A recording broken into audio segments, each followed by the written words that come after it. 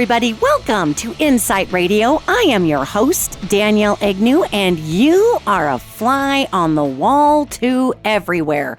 How are you guys? Hi, I apologize for my gritchy voice, guys. Excuse me. We have had forest fires up here. And man, it gets in the air and it's all been blowing down from Canada for a while. So considering that we actually touched Canada, I got the old gritchies going on. But it is so great to talk to everybody. And I wanted to apologize about the lateness of the podcast. I had a surgery and everything was fine. It was all fine. And then my wife turned around and had a knee replacement surgery. So we were literally back to back on surgeries. So I apologize to everybody for how late these two have been. But I tell you, you know what is not good is podcasting on oxycodone. That gets really weird. So I thought, we're just going to spare everybody that weirdness. I don't know. Maybe it would have been entertaining. Maybe I'm like ripping you guys off from like a really great experience. I don't know. Anyway, happy spring, everybody. And I just want to let everybody know that we got a lot to cover in this podcast. So here we go. Today's podcast is all about the rise of the new realm. Okay? The rise of the new realm. It sounds like one of the Lord of the Rings movies, right? Lord of the Rings, rise of the new realm. So yeah, anyway, the new realm, what am I talking about? Well, you know, you guys, you've been following this podcast forever, right? And if you've been following what I've been talking about and blogging about since really 2009 and 2012, it's been the feminine timeframe. We all know we're in the feminine timeframe. And I've been talking a lot the last 3 years about just wait till 2023, 2024, the old outmoded masculine is going to freak out and put the hammer down and try to tell everybody, I'm in charge. Look at me. Arr. So we are in the new world right now. We are in the new world. And what does that mean? You know, if you're a person of very evangelical Christian beliefs, you may think new world order is scary. That's what the new world order is going to be formed by the authoritarian, creepy 666 people, and it gets into Revelations. But the new realm is actually what the angels call the original realm, okay? The original realm. And that's a whole different story. The original realm of where we're at is a big deal. And the reason it's a big deal is because human beings terraform, we conquer, we subjugate. And I've talked about this for years and years. That's what you get when you get an indigenous species on a planet that lives in harmony with the planet and is slightly tribal in nature. Primates live in groups, and the groups will war against each other for territories. When you are territorial in nature, and then you gene splice with our off-world cousins, who are galactic explorers and terraformers, you get white people. Yay! And I always have to laugh, and not just white people. I just think it's funny. Not just white people. I just think it's funny when you get these white supremacists, right? And they're like, stay on the other side of the border. And look, you people with dark skin and you immigrants and I'm an American. I just want to say, especially if you're a Caucasian person, especially if you got blue eyes, you've got some serious off-world DNA knocking around in you. So welcome to being a huge immigrant. And you can just sit down, Charlie. All right. So, I mean, it's hilarious to me. But anyway. I digress. And it's not just Caucasian people that have off-world genome at this point. However, whenever we have these mixes of terraforming and territorialism from the beings that indigenously evolved here, which is, of course, humans, then we have people who do terrible things to one another in the name of forming a society in their image. Now, the one thing about primates that we can really, really count on is that they're not necessarily forming an earth in their image or a credo of behavior in their image. There might be behaviors in that group of, say, orangutans or chimpanzees or apes that reflect the personality of the alphas in that particular group. But it's, pretty much all monkeys do monkey things. To degrees, right? So it's not like we have, the evangelical monkeys and the white supremacist monkeys and the atheist monkeys. I mean, everybody in the monkey clan It's just pretty much being a monkey according to the personality of the alpha and the parameters of the alpha.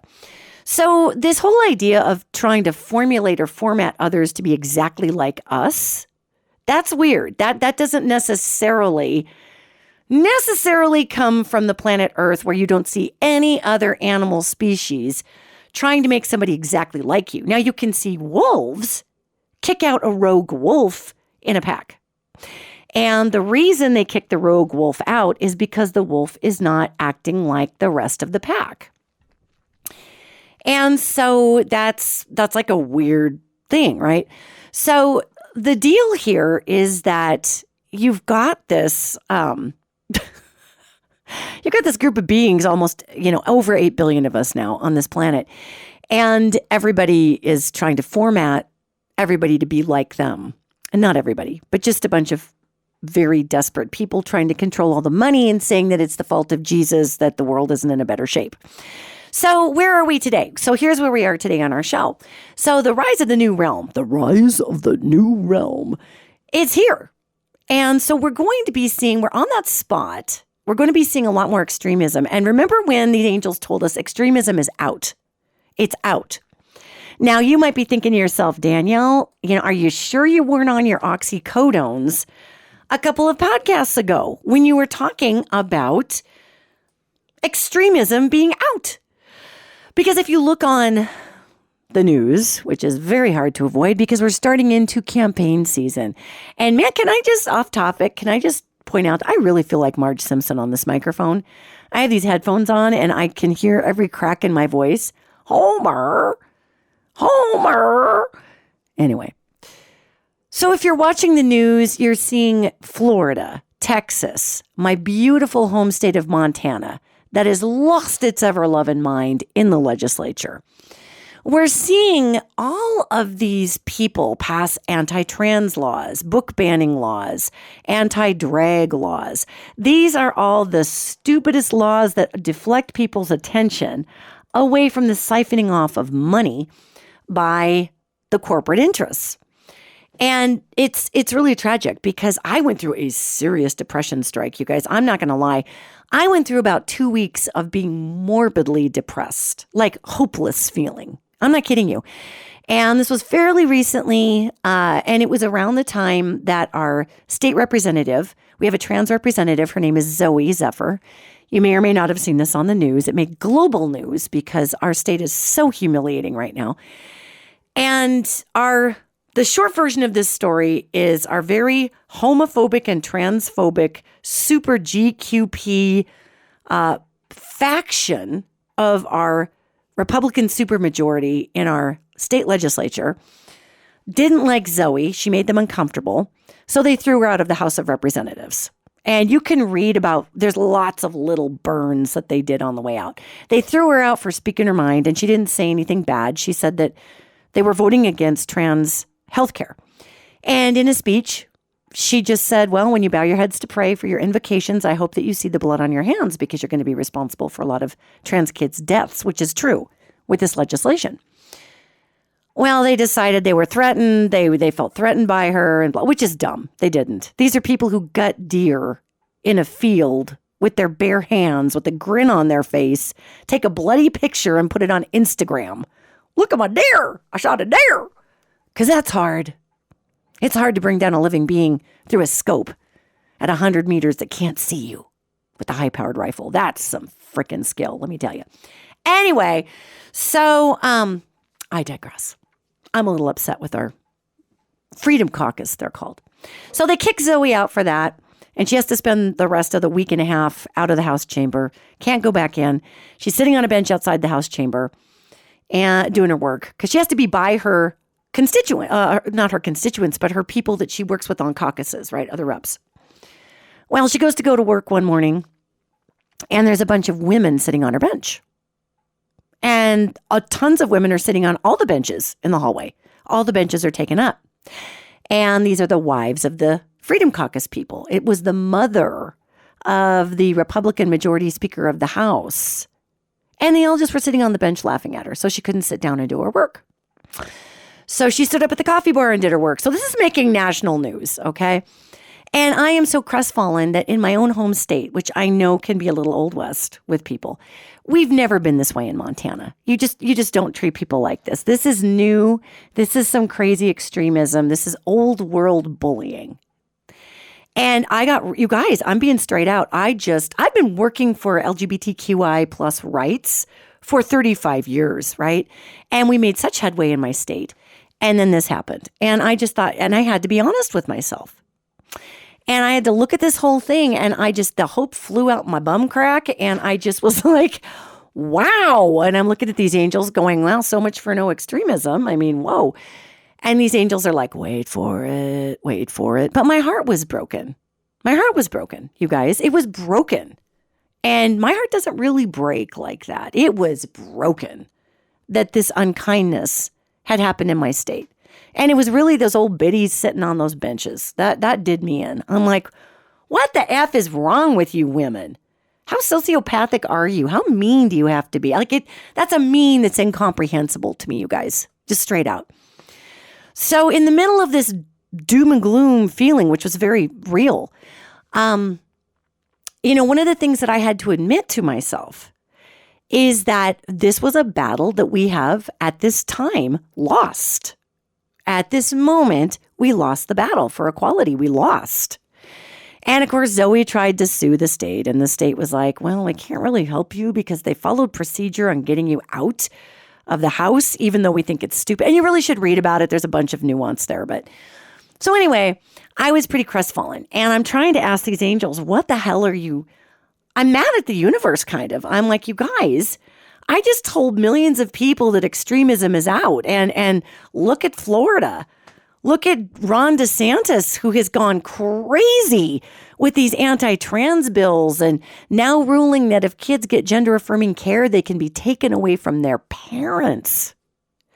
And the hypocrisy here. And you guys, I look inside of Ron DeSantis and I see a guy there that could give one flat crap about whether you're trans, about whether you let your trans kids take testosterone or get a top job. He doesn't care. He just wants to be the president of the United States. He is avarice. He's saying whatever he needs to say to make the people who he thinks would vote for him really want to vote for him over Donald Trump. But he's just like a little, if you feel into Ron DeSantis' personality, I will say this about him versus Trump. Trump is who he is through and through. Love him or hate him, that man is exactly who he is. Ron DeSantis is this weird little weaselly, weird nerd who just becomes whoever he needs to be to make people happy because he wants a thing. And I'm not saying either one of them are my pick. I wouldn't say in my personal choices vote for either one of them. However, at least Trump absolutely believes his stuff. DeSantis just will say anything. I mean, Trump will say anything, but he'll say anything because he's Donald Trump and that's what he does. DeSantis will say anything because he really, really wants to just get the job. It's a weird energy signature. One is a malignant narcissist that is very powerful in his own throwing of energy. That's Donald Trump. The other one is just this weaselly little weird politician guy who hopes people believe him, which isn't going to get him very far with the Trump base. But anyway, so I'm looking at all of this, and the new realm that has arisen is here. So even I, who speak regularly with angels, off-worlders, looking at timelines, even I am staring into the abyss of my own grief at this point, a few weeks ago. Really bad grief, you guys. Horrible grief. And I'm just like, what the effing hell? What the effing hell? And it took me a minute because it's very important to remember, gang, that when traumatic things happen to us, I don't care who you are, we have to process our grief. We have to process our sadness. And it doesn't mean the universe doesn't have a plan. And it doesn't make you weak to process your grief and your sadness. So if you're a person out there who's been looking at all of this insane legislation coming out of Florida, Montana, Texas, we got more states to come. Just wait. Those are the three nutters on top, but just wait. Don't feel bad. Don't feel like you're forsaking the universe. Don't feel like, oh God, I'm a faithless person because now I've lost hope. Actually, reach around and pat yourself on the back and really feel good about the fact that you're not a sociopath who wants to burn books. Good for you. You're not trying to make everybody into you, okay? So I was kind of looking at this outlay, and the angels were trying to show me in my grief the point of it all. And quite frankly, I couldn't see it. I was just too sad. That's the bottom line. So I had to wait to shake that hopelessness off to be able to get this message out to you guys, because I just was not the messenger for it. I'm being straight out honest with you. I was just staring at the wall for a couple of weeks, recovering from this surgery, going, what just happened in my state? So here's what was shown to me. When these angels were saying that extremism is out, it really is out. So just because these laws are being passed by supermajorities, they are going to hit state Supreme Courts. And once they hit state Supreme Courts, they are going to T-bone off and just flatten out and become just this thing of just going nowhere. So what's going to happen is that a lot of even conservative voters are going to look at all the time and energy spent in state legislatures on social issues, on trans issues. And Montana, can I just tell you, Montana, this legislation that's anti-trans, anti-drag, they're going for gay right and gay marriage next. That's the next one that's up. There were parts of the drag bill in Montana that define what marriage is. And they passed the drag bill, which also means that they passed a law defining what sex was, actual sex, and defining marriage. And so they literally, they defined marriage between a man and a woman in Montana. The problem is that defies federal law. Now, we're seeing this same exact set of laws, guys, passed all over. These are copycat laws. They'd all get written from a big think house like in Virginia or Missouri or one of these law places for the extreme right wing. They get distributed out to the red states. And then the people who author these laws just pick some legislator and say, okay, Bob, you're going to sponsor this law. Half the time, if you listen to the guys who sponsor these laws, when they're reading them, they're stumbling over them. They're trying to, pronounce words. They didn't write the laws, but they have to be entered in by a congressperson. So the laws are written by somewhere else and passed to all 50 states. Well, the red states. They're not going to pass in the blue states. And so what's going on is that when you see all this happening, it's out of one think tank. That's why it feels like an invasion. That's why it feels so weird, because it's coming from one centrally organized hub, like a attack plan, and being distributed. Now, in fairness to my conservative listeners, the left does the same thing. When same-sex marriage was a thing, all of these bills were getting authored wherever our big lefty think tank is.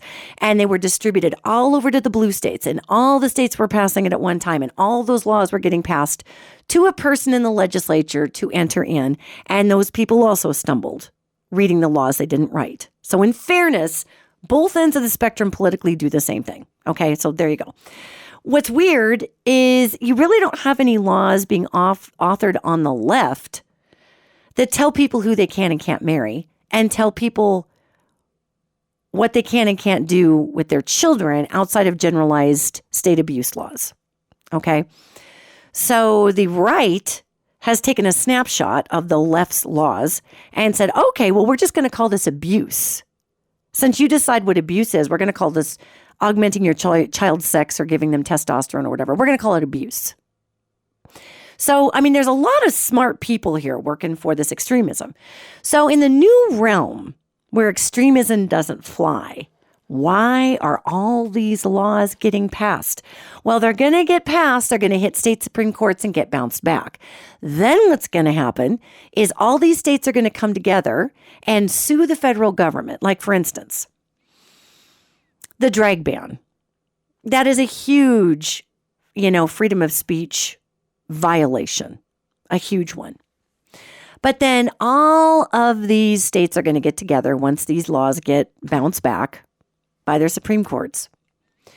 And they're going to sue the United States. And what they're going to do is they're going to say, well, we don't feel like the federal government has the right to tell the states what's lawful in the state regarding these rules. And the Supreme Court is treading on thin ice, guys. And we're going to talk about the Supreme Court in a minute because, again, this has to do with the lack of extremism that's not going to fly.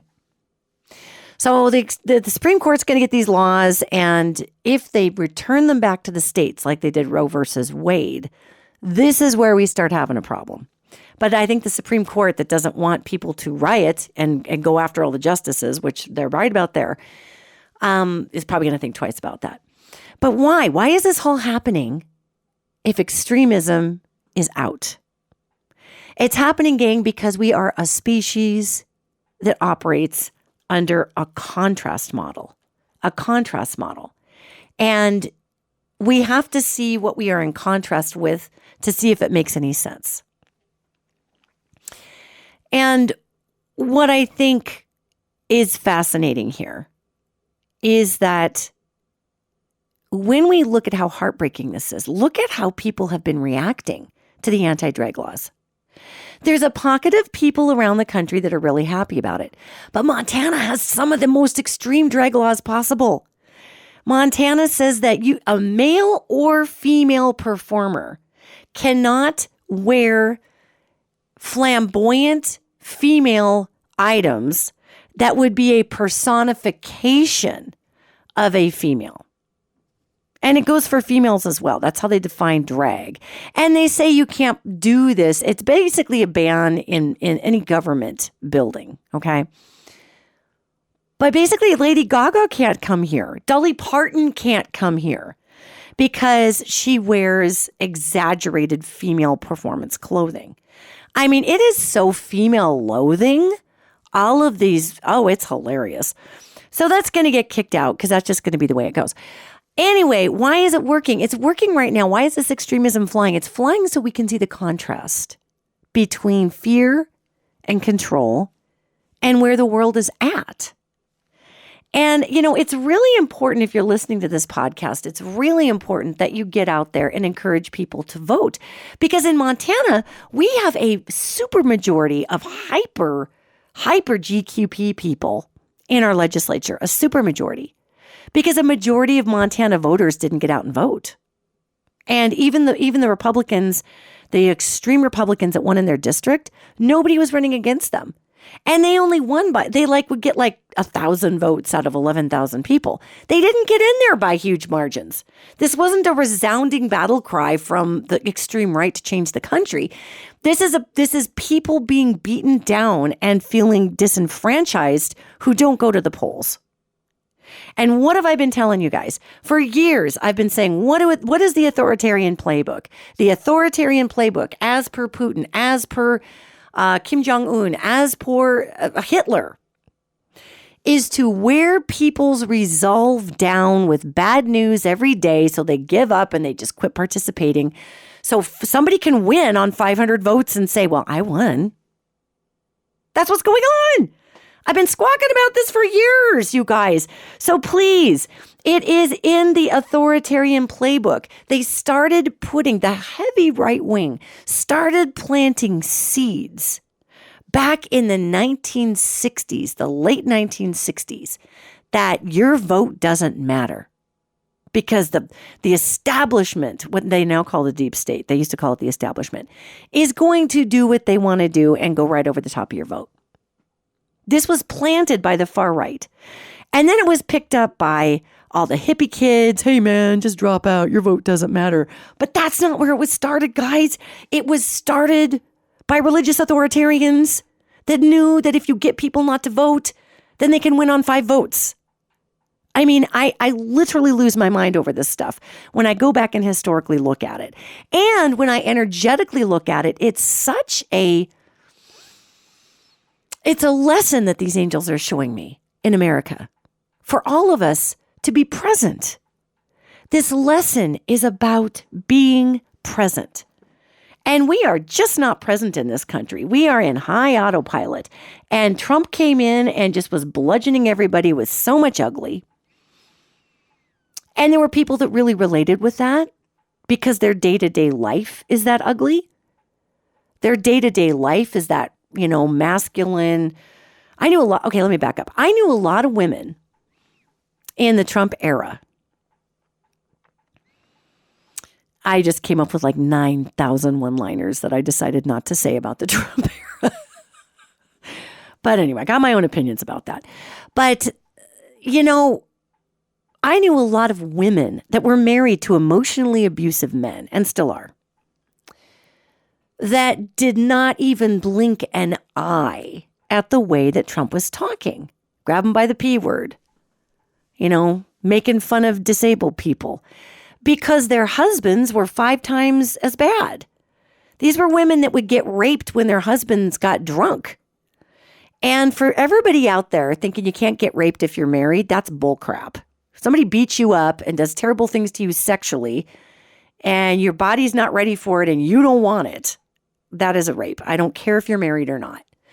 So a lot of these women were on the other end of some pretty terrible stuff on a regular basis. So when here comes Trump talking and being who he was, that was normal to them. And it made their abusive, rotten, crappy marriages feel normalized. And all of a sudden, they didn't feel alone. And all of a sudden, they saw half, or what they perceived as, half a nation clapping for this angry, abusive, verbally abusive male running for president. And I watched the spirits and the hearts of these women that I knew quite well feel so, all of a sudden, like safe, like it wasn't just them in this crappy marriage to this abusive alcoholic guy who was a narcissist. All of a sudden, they were like, wait a minute, this is normal? Oh my God, I am justified in why I stayed with this asshat? Oh man. And then they were the most fervent Trump followers you could possibly find, because it affirmed their life situation. That this abusive guy was being lauded and seen as a hero. It affirmed their choice in partnership, even though deep down they're like, girl, what are you doing? Get rid of him. He treats you like garbage. He's an asshat. But it's true. So I saw these women become like drunk on adoration for Trump, because it is fear and abuse. And we as a country are addicted to the alpha who is going to abuse us. And then we run after their approval. That's America. America. So when we're talking about the rise of the new realm, a realm that does not want to abuse anybody, a realm that embraces the stewardship circle, arms around the world circle of stewardship, a modality that is not a line of beings conquering that which is in front of them, while the conqueror sits way in back on the horse so they don't get their hands dirty and can wear pretty armor, and saying, you all go get dirty. I am why you're doing this. A modality that says we are all going to stand in the circle and lift everybody up. And it's really hard to tell who the leader is in that circle. That's the feminine time frame. In fact, it's so hard to tell who the leader is in the feminine time frame, because that person is blending in. That person is the last one to the circle. That person is making sure that everybody has their shoes on to get to the circle. That person is making sure there is childcare for all the kids, and little nappy naps and little marshmallow cups for all the babies, so that the mamas can get to the circle. It's very hard to tell who the leader is in the feminine time frame, because they show up to the circle last. And let me tell you who that makes nervous. The guy with the big suit of armor, who has worked so hard to terrorize all the guys in line in front of him so that they would do his bidding. Because God dang it, if what's in vogue is the person you can't even tell is the leader, who's organizing people out of their heart and really loves people and wants to lift people up for the sake of their own brilliance, wants to lift people up because they understand that there is a spark of the divine in every single one of us. And in that spark is the key to healing, a key to a better economy, a key to better neighborhoods, a key to less crime, all these things, a key to happiness, a key to compassion, a key to live and let live. Man, just don't victimize. Just do your thing. Don't be a victimizer, but live responsibly. When the guy in the armor, who was abused to become the abuser, to beat the guy up to get his armor in the first place, sees that all of a sudden Nobody wants to be beat up, and you can't even tell who the leader is. Boy, does that diminish his sense of self-importance. So what we're seeing here are all the guys on the armor, so to speak, okay? And that's obviously very clearly an analogy, but if you wish, go ahead and put John Cleese in there and let us run, a Monty Python sketch. But anyway, so, all these guys on the armor, and they're watching people not come to the polls, and that gets them excited because they're like, ooh, less competition, I'll own more. But here's the thing, gang. Here's why extremism is not flying in this time frame. Because we have too many of us to be extreme. We have too many people to say, you must live like me. Now, my super, super lefty friends don't really understand that. I have some super, super lefty friends who happen to be younger. They just happen to be younger, in their 20s. And they're Caucasian friends that get really, really to the point of storming out of a room upset if you don't get their pronoun correct. And okay, that is their absolute right to be upset about that. The interesting portion of that is I pointed out to one of my friends that was really a form of white privilege, that was their biggest freak out in society was that somebody didn't get their pronoun right. And they were devastated because of that. That our people of color have bigger issues than someone getting their pronoun wrong. Our gay and lesbian community have a lot bigger issues, and our trans community and our intergender community and our two-spirit community have bigger issues than people getting a pronoun wrong. So to appreciate the privilege of that being the biggest heartburn that you have in your life, and to really, really think about that. So when we're looking at extremes on either side, the extremes don't fly because we just have too many people. We have too many people out there that don't even know what a pronoun is grammatically, let alone understanding why it's important to use one. Are you following me here? We have too many people out there who don't even get it. They don't even get any of it because they can't pay their light bill. They can't pay their heating bill. They have 3 kids that are all eating macaroni and cheese because you have one parent trying to support a family. And a lot of times, it's mom. And mom makes a fraction of what dad would make. And dad's off doing whatever. And this is not always, gang. I'm not meaning to stereotype yet. We do have a lot of single moms. And a lot of those single moms are below the poverty level. And a lot of those single moms that are below the poverty level, boy, I can't even say that, are people of color. So then you take the women's salary and you knock it down even half of that. So they're living on 5 cents. So trying to remember somebody's pronoun when you can't pay your light bill and your kid is hungry and you're out of gas and you don't know how to get your youngest kid where they need to go is probably not their top of the mind issue for folks. What pronoun people have. And whenever, and I use that, I'm picking on that. I'm not saying it's not important to recognize who people are because this is a huge thing. When people are getting dead named, which by the way is what happens to trans people when disrespectful people find out what their name was prior to their transition and they call them by their wrong gendered name. It's called dead naming. It's very disrespectful. It would be the equivalent of walking up to a lesbian woman who's married and just going off about how if you're a male, how you're going to do this and that to them because they're not having real sex. I mean, it's just insulting and gross and disrespectful. So I am not talking about dead naming. That's really horrible. That's what a lot of these folks do to diminish and demean our trans community. And I'm not talking about misgendering them, when they're looking at someone who's trans and calling a trans woman and calling that trans woman a man. I'm talking about the privilege of a pronoun. Different issues, gang, different issues. And so the reason I bring that up is because as a person who leans left, if we don't look at where we can give grace to everybody, grace. I'm not saying let ignorance abuse you. Okay, so hear what I'm saying.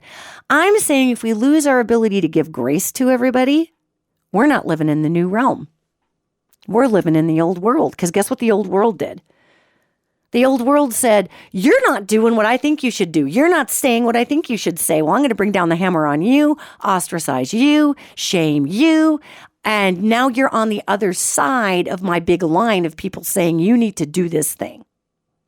That's different than someone saying, very honestly, gosh, you know what? I get that you called me a she. You know, I prefer they. And given the person some grace. Grace defines the feminine time frame from the masculine.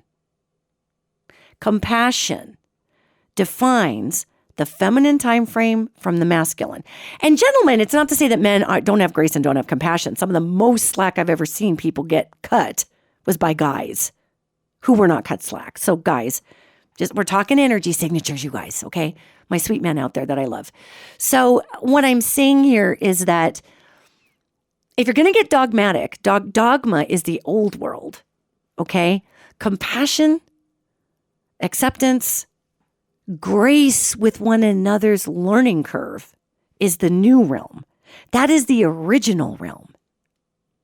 So when we hear about the rise of the new realm, the rise of the new realm, when we hear about that, I want you to think return to the original design that Mother, Father, Creator, Spirit placed on this planet for all of us.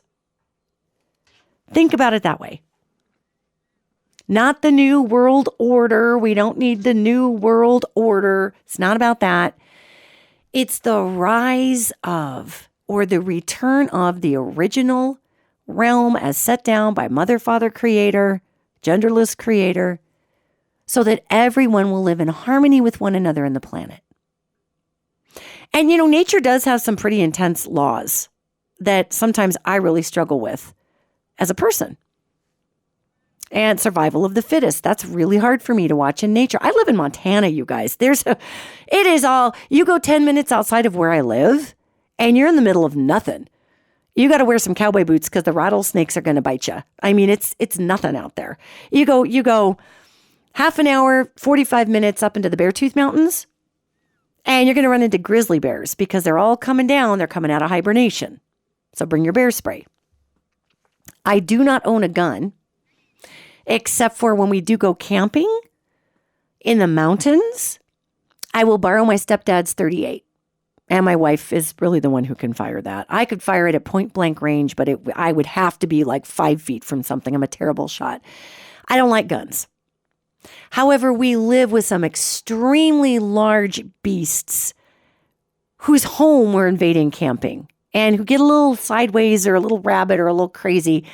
And when the thing is just a few inches shorter than a Volkswagen bus, that's how big a grizzly bear is. Did you know that? For those who've never come up on one, think of a Volkswagen bus, the old ones. Think of walking up to one. Grizzly bear's head is about 6 inches shorter than a Volkswagen bus. And a grizzly bear is about maybe a foot shorter lengthwise than a Volkswagen bus. That's how big that animal is. So even with the .38, you better hit it a couple times in the head because it's just going to keep coming. And I've seen grizzly bears with holes blown through their head with a shotgun. If they have enough of that prefrontal cortex left to follow their motor functions, I've had people talk about being underneath of a bear maul. A bear is mauling them. And they take a shotgun and stick it under its chin and pull the trigger. And the top of the bear's head blows out. But maybe they were just a tiny bit too far back. This is gross, but just stay with me here a minute. We're talking about nature. And that machine, that bear is a machine. And it's still going at this person, even though the person can see the sky through its head. And it's still going at them. So when we talk about nature and the power of nature and survival of the fittest, we're talking a very powerful force here. That's already working against humanity. Nature. And there is a flow to all of that. And we need to work together so that we can work as a collective to balance out nature. Because nature will just wipe us out if we don't work with it. That's why the stewardship of the new realm or the feminine time frame is so important. Because we're supposed to be working with each other, not against each other, because we got a lot of nature coming. But nature's rough. My cousin Misha came to visit. And Misha I love her. She's my oldest cousin, and she's just fabulous. And she came to visit from California. And my dad and her mom are brother and sister, and they both grew up in a tiny town called Hardin, Montana, teeny tiny. It borders the Crow Nation, the Crow Indian Reservation. And Misha comes out, and my sister-in-law, Melissa, who's been on the podcast multiple times, Melissa Siana, and Misha brought a friend, and we all went out to the Cowboy Bar in Huntley, which is 7 miles outside of my town in Billings, and it's right on the Yellowstone River, and we were going to go play horseshoes, but apparently you can't anymore, but we go up to the horseshoe pits, and we're just looking at the Yellowstone, the last undammed river that's that big in the country, and it's flowing through. And all of a sudden, I'm hearing this frantic peeping, scared, frantic peeping, screaming, peep, peep, peep, peep, peep, peep, peep, peep, peep, peep. And I look out there, and there is a lone, looks like a baby goose, baby with its down poofy, and the river has taken it away from its mom and its group. And it's just flying down that river. Peep, peep, peep, peep, peep, peep. And it's so afraid. And it's so scared. And it's probably miles away from its mama at this point. Well, I freak out and I start calling the baby duck or goose over. I don't know what the hell I'm going to do with the baby goose. It's illegal to have them, but I'm just like, this thing is going to get like sucked under a log. It's going to get eaten by a bass out in that river. I'm flipping out, right? And I'm like, come here, ducky, come here, come here, come here. And I'm talking to the baby goose in its head, and it looks right at me, and it just starts swimming right for me because I'm talking to it in its head. I'm like, come on, I'll help you up. I'll help you up. And I'm thinking to myself, you get this thing out of the water and you're going to have to raise this baby goose, which is illegal, but I mean, it's going to die, right? So I'm calling it over, and I think somebody came over, one of the girls that I was with, one of the gals came over to see what I was doing. And when the baby goose saw another come over, the baby goose headed right out back into the middle of the river and headed way out into the current. And now I screwed it up because I called the baby goose over. Had I not called the baby goose over, it probably would have ended up in an eddy by the thing. But I called it over, it got scared, and it went way farther out into the river. Now it's just getting swept the hell down. Nature. So now I'm freaking out and I'm running after this baby goose. I grab a big long stick and I'm running along the side of the Yellowstone River in cowboy boots, in very tall grass, hoping I'm not getting ticks down my boots. And my cousin Misha, who's a math major and a math teacher, is yelling after me. And she's like, Danielle, you are never going to be able to catch the duck. Do the math on the flow rate of this river. You're never going to be able to catch that duck. And I ran I sprinted a good probably 50, 80 yards. And I was pacing that river, and that river's flowing hard. And at a certain point, I just have to stop because I can't keep up with it. And I just burst into tears because I realized, had I not called that damn goose over, it might have been close enough that maybe it would have hit one of these side eddies. But now it's in the middle of the frickin' river because it got scared. And I'm literally feeling like dirt. And I'm sobbing and I'm trying to figure out like where to find the baby goose, and tough luck, chicken. It's down the river, okay? So I looked at my sister-in-law, Melissa, and I said, I really need you to lie to me, Nick. I need you to lie to me and tell me that baby goose is going to be fine. And she goes, it is. If we would have touched it, we would have ruined it. It's going to get geese and ducks adopt chicks all the time. It's going to find another group, a mama goose will hear it peeping. It'll come out there and save it. And I'm just like, oh my God. So I'm saying 555 prayers. And the reason I bring up nature, the reason I bring up this story, what does this have to do with the new realm? All of these things is that there is a balance to everything. And I tipped the balance trying to call that little baby goose over and probably I know I did. I made things way worse because it swam back way out into the middle of the river when it saw somebody approach. And the balance in the feminine time frame, it is about having some trust with the system. And when the extremism comes in, the extremism is like me trying to rescue the baby goose on a high-flowing spring melt river of the last undammed river in the nation. Good freaking luck. And the Yellowstone River drops like something astronomical, like 6,000 feet from where it starts to where it hits the Missouri. I mean, it is a high-flowing river. It's fast. And the point of this story is to say that we are not going to be able to defy the flow, even if we want to. So we're going to use me as an example. I was the extremism, chasing the baby chick. Extremism. This thing that these angels said extremism is out. Me chasing that baby duck, just imagine the far right, the GQP people, the Freedom Caucuses.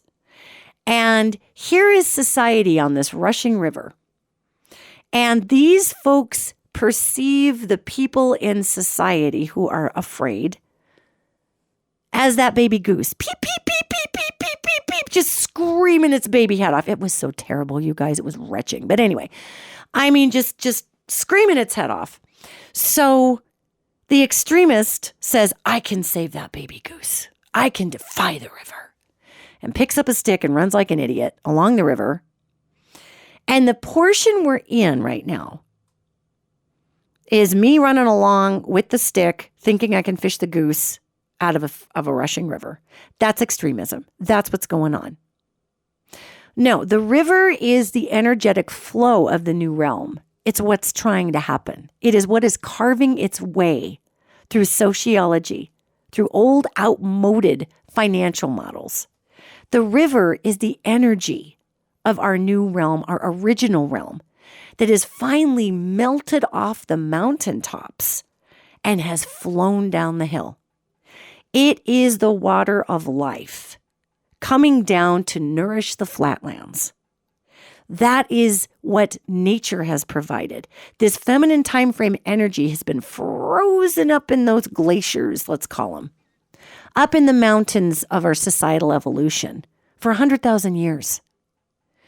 And though it has nothing to do with global warming, it's intriguing that as we hit our really high global warming peaks coming up, we happen to be in the feminine time frame that would melt a glacier. So societally and spiritually, we are melting these frozen glaciers of stewardship energy that have been on these high mountaintops that are stores of energy that are needed to nourish the flatlands below so that the crops of connection and acceptance can grow. Okay? So when that happens and that flow melts and boom, these rivers take off, what happens? Well, sometimes baby chicks get washed into it because that river is 3 feet higher than it should be. And that's a lot of times where the little nests of people are. So let's just think about the societal river flooding a little bit. And it washes up and it scoops some folks into it that aren't expecting to be scooped into it. All the people, all the baby chicks going peep, peep, peep, peep, peep down the river that don't understand what it's like to be a trans person. They're just minding their own business, living in their cute little cubby hole, their little tiny inlet, their little eddy on the side of the river, up in a little log, just as content as can be. And then the river rises and sweeps them down the river. So it's a scary thing to be swept down the river like that for a lot of babies. Sure was for the duck. And for somebody that looks at that little baby duck, which was a goose, and say, oh my gosh, I can save you. I'm going to run against the current of this river. That's what we're seeing in the extremism. Now, unlike a baby duck that's going to get sucked under a log and drown or eaten by a bass, and by the way, my baby goose, we're just going to say it got adopted by a family down the river when it could actually just swim out of the eddies. And I think that's what would happen with most people whose logs got washed into the river, going down, going, help, help, help. What happened to my white America, where men married women and drank Bud Light without trans people on the can? What happened to my America? America! It's very hard not to get judgy because I've been really depressed and angry and sad that people would want to apply their way of life to others to the point of sitting on a bench in a Montana state legislature to shame them and laugh at them so they had to stand while they worked. That kind of unkindness goes outside of my ability to understand it. I don't understand it. But the thing was, those folks in the Montana state legislature, those ladies who came and sat on the bench and took up all that space, those ladies were there because they thought they were running down the river to save the squeaking baby duck that they thought was going to die and drown. That was what they got. that lasted a day. By the way, the next day on the Zoe Zephyr story, the next day after all those ladies sat on the benches and made her work standing up at a coffee bar, early in the morning, all these fabulous gentlemen showed up. And they sat on the benches. And those fabulous gentlemen saved that bench for Ms. Zephyr. Because that's what the divine masculine does, by the way. So applause to the guys. It was the mean girls being mean, and women can be 1,000 times meaner than men. Let me just tell you, we are awful when we go sideways. And the men were the divine masculine and saved the seat for Zoe, which I think is awesome. Because men will step up for a lady, thank you very much, or whomever you want to call yourself. I think that's the divine masculine in high swing. So back to all this, and I know I'm braiding together a lot of concepts, you guys. I've had a lot of time to think about this. When we say that extremism is out, it is because it cannot compete with the flow. It cannot compete with all of that 100,000 years of glacial melting, flooding rivers that have never been flooded before with this kind of nutrient and this kind of cubic tons of pressure. And there are going to be aspects on the bank that get swept down the river. And if you're a bank dweller for your whole life, you're going to see it as destructive and it's going to scare you. And the extremism is going to be sure because it was sure when it was behind on its horse and its armor with all those men lined up in front of it. It's sure it could be the leader and defy the river. But guess what you can't do in a suit of armor? Swim. So if we think about the old world as an old giant dude sitting on an old horse, all covered in iron armor, weighing 1,000,000 pounds. And we think about the power of the new realm or the feminine timeframe as melted water, flowing, carving. It's going to make its own way. You really can't stop it. It is working with gravity. And in that case, some things will get swept down the river. And it's not that the river wants to kill it. It's just what's happening. Because when also, gang, a river swells, and when also we sweep all of that soil into the river, we're also sweeping bugs into the river. We're sweeping nutrients into the water. We're feeding the fish. We're mineralizing the water that the animals drink. We're putting silts in the river that will then strain out pollutions that humans are dumping in the river. Okay? When the rivers flood, there is an entire ecosystem. It's bad for the land owners. It's bad for the banks. It's bad for the bank dwellers. But the ecosystem as a whole takes a boost. And this is what's tough about floods when we have floods like this. The rivers themselves, their ecosystem takes a boost, especially as the rivers start to come back down again. So that's what's going on right now. And, you know, when we look at Ron DeSantis, God bless Ron DeSantis. And I say that because this guy is going to get such a faceplant. You guys, he was actually slated, when I looked psychically a year and a half ago, he was slated to be the GOP's pick for nominee coming into this election. He was slated for it. They had it with Trump. They still have had it with Trump. You know, he's indicted. He's going to get indicted again a couple times. The guy is going to get just future casts there. He's got it coming in. But DeSantis sunk his own boat by picking a fight with Mickey Mouse. And, you know, if you don't work in the entertainment industry, which I do, you think of Disney as this warm, fluffy, puffy, beautiful thing, right? Disneyland and Mickey Mouse and Goofy and all your childhood dreams coming true in Disneyland. Well, in order to maintain that outrageously idyllic environment, Disney has a wall of lawyers that I'm told gave Satan an ulcer. So nobody wins with Walt Disney. Nobody has ever won with Walt Disney.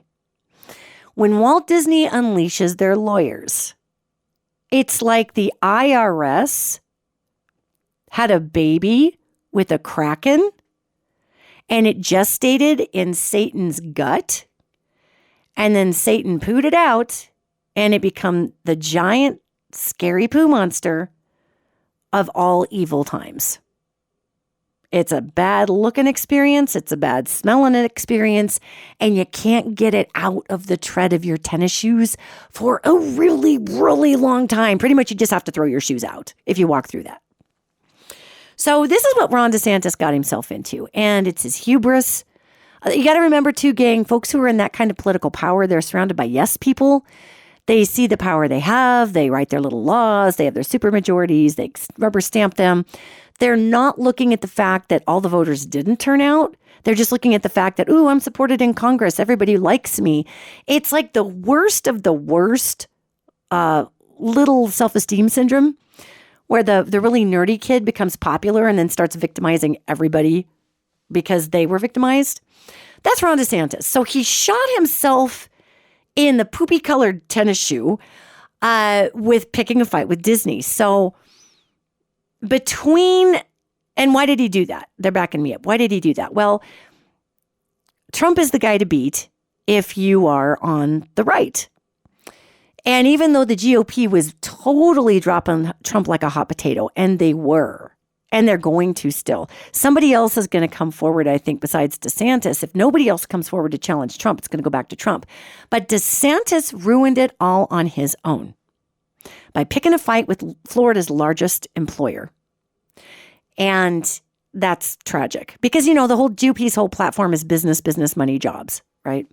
The other thing that he did wrong, and it was wrong, was he tried to out-Trump Trump.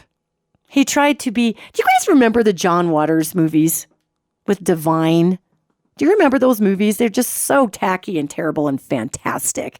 And there's a John Waters movie, and I believe it's the John Waters movie. I believe, I could be wrong about this one, but I believe it's with the character Dawn Davenport. I believe that's it. I believe it's Female Trouble. And in that, I believe it's that movie where there are these two people who play the most disgusting human beings alive. That's literally their goal, is to be the most disgusting human beings alive. And they break into, I think, Dawn Davenport's house, and they're licking everything in her house, like licking her couch and they're just because they're gunning for the title of the most disgusting person alive against Dawn Davenport. So I look at, if you haven't seen the John Waters, the old ones, you got to rent them. Female Trouble, Pink Flamingos, you just have to. They're tacky and terrible on purpose. So you got Ron DeSantis, and he's competing against Trump to be the most rotten person alive. So he's passing the most extreme anti-trans bills and this and that. And even though my state of Montana is the first state to do a lot of different things that are horrible, Florida was out ahead of us doing a lot worse things first. So unfortunately, Ron DeSantis has just racked up a rap sheet of crazy anti-trans health care. We're going to take your kids away and call you an abuser if you try to affirm their health care as a parent. Oh, but let parents have a voice in schools and ban books. But we're taking your voices away as a parent because you're not the parent that agrees with me.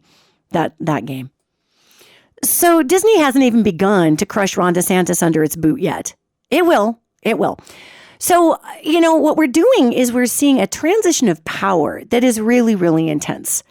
And that transition of power is so big. It is so huge that all these guys who are coming out extreme, what's going to happen with the GOP vote is there's a ton of people that in the GOP party that think Trump is just a weird blowhard, and all he's doing is talking about himself, which quite honestly is true. All he is doing is talking about himself, and they don't want to vote for him, and they want to vote for Ron DeSantis. Well, a lot of DeSantis, Trump people are like, DeSantis, you're jumping the gun. You can't get out there in front of Trump. It's not your time yet. You should have waited till 2028. We need to get President Trump back in office. So DeSantis he's splitting that vote. And what's going to end up happening is kind of like the Bernie Hillary stuff. There's going to be a real big division within the Republican ranks when whomever wins. And it's looking right now that it's going to be Trump that barely pulls it off because Ron DeSantis stepped in it and tried too hard. And the GOP is over here going, come on, there's got to be somebody else that steps up for this, that people would vote for. But see, between narcissist guy and mealy mouth who's trying too hard, where is anybody to step up here to run for president? So, we're seeing these extreme movements, and we're seeing the extreme of the extreme movements. But that doesn't mean that it is favored, because can we really catch the baby goose running alongside the river in cowboy boots when the thing is in the middle of a rushing river going way faster than you are? Can we really get it out with a 4-foot stick when it's 6 feet down on the bank that's rocky and shaly and you can't even get down there? The physics defy moving the flow rate of the river. The physics defy it. So what I'm here to tell you guys is that this rise of the new realm, we are here. We are in our new realm currently. We are here. And what I would tell you about that is not only are we here, but we're going to see this extremism fall flat. So if you are someone who has had their heart broken, I had my heart broken by my live and let live state because we lost. We lost a human rights issue, a huge one here. And this has always been a very affirming place. I mean, yeah, people might vote Republican, but it was always old school Republican, like, John Dutton Republican on Yellowstone. It wasn't like crazy, you must be me Republican. It was just, hey, don't tell me what to do with my land, my cattle, my money, or my guns. And you do you. Go have a happy life. Be a good neighbor. So it's weird. But I will tell you that with the rise of the new realm, we are going to see in a short amount of time between now and really fall, between now and coming into November, we're going to be seeing extreme movement with people being outrageous with their anti-Trump claims, with their anti-DeSantis claims, very extreme. We're going to see extreme movements against the gay and trans community and really horrible movements. We're going to see more white supremacists marching with their faces covered. And how proud are you of yourself if you have to cover your face? That's not much of a patriot. If you have to hide because you realize that your belief system is terrible, that's probably not the way to fly, So, we're going to see how ridiculous that looks because extremism is out. And at the end of the day, what happens when the river raises? It washes everything into the flow. That's washing a lot of young voters in. And a lot of our Gen Z is registering to vote. They're graduating this year. They're like, y'all are nuts. We're getting you people out that are anti-everybody. Let's just love the world and heal the planet. And, we Gen Xers have been working for that. I know boomers have been working for that. Millennials have been working for that. We're flooding the river with people who just want to make the nutrients of that flow as strong as possible for everybody, even though it may seem a little destructive and weird right now because it's happening so fast, because there's a big melt-off culturally. So that's what's going on. And if you had your heart broken, just understand these angels just made it very clear to me that this is a temporary win. I was feeling real good while I was pacing that baby goose. And I was keeping up with it for almost 100 yards. I was feeling really good about it until my heart was like, I can't go any faster. What is wrong with you? Dude, you just got out of a surgery like 6 weeks ago and you're sprinting along a river. What are you doing? I was like, I don't know. I don't know what I'm doing. And so that extremism is going to run out of energy because it's just not fortified. The rise of the new realm. Allow the water to flow. If you feel like you're getting swept into the stream, you know what you do? If you're ever swept into fast-moving water, you know what you do? You put your feet out in front of you and you paddle your arms and you keep your feet up. So your butt's down, your feet are up, you're kind of on your back. You're keeping your feet up so you don't get tangled with the deadfall beneath you. You keep your feet up. And you just keep riding the top of the waves and letting the current take you until your butt lands on a sandbar. That's what you do if you get swept into a river. And try to paddle your way slowly, laterally over to the side. That's what you do. So if you're swept in, remember, keep your feet up. Look at the sky. Try to keep paddling. Because the river eventually is going to spit you out on the side. And just maybe that's where you were supposed to be the whole time. Hang in there, everybody. I love you all. And I will see you next podcast.